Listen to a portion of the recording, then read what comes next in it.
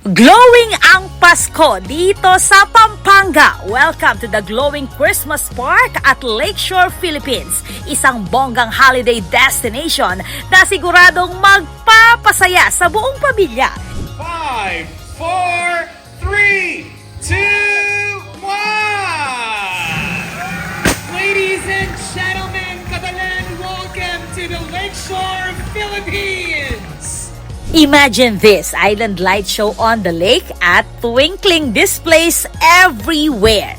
Open ito from 4 p.m. hanggang midnight, kaya perfect after school at after work tambayan.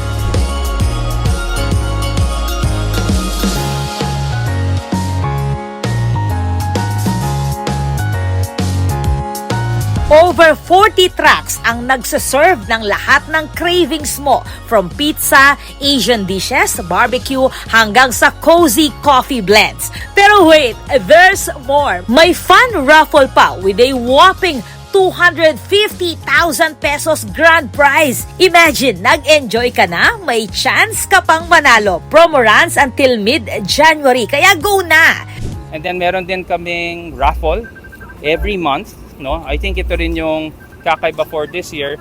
Dati kasi nagpa-raffle kami ng motorcycle at the end of the year, which was very popular. So now, every month, meron kaming mini raffle. Until the end of the year, so January 1, ang raffle namin, ang grand prize will be 250,000. Cash? Yes, cash. Cash.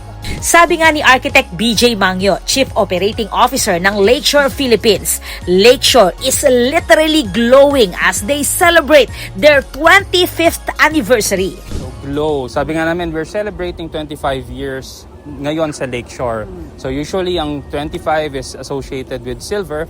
So sabi namin how to represent the color in a different way. So naisip namin we want things to glow. We're using the silver color to reflect yung iba-ibang kulay na nakukuha niya sa spectrum ng rainbow. So meaning, gusto namin mag-celebrate lahat ng tao dito, lahat invited, lahat pwedeng magsaya. And then kahit alam natin, paminsan madilim, hope that glow all reflects in us. Parang ganun yun. So, Pampanga and beyond, tara na! Experience the magic, the lights, the food, and the fun only here at Glowing Christmas Park at Lakeshore. So invite ako ngan po, namunta ko po sana kayong Lakeshore, banta share me yan nung makananya kasantinging lugar kaya ni kayong Lakeshore at makapasyal ko po kaya bed and family you, then kaluguran nyo, tsaka din kaya kayong aliwang membro ng pamilya niya. Niyakit-akit tamungan po kayo ni mag-enjoy tamo banta celebrate tayo po yung Christmas spirit. This is Patricia Mamangun on the spot.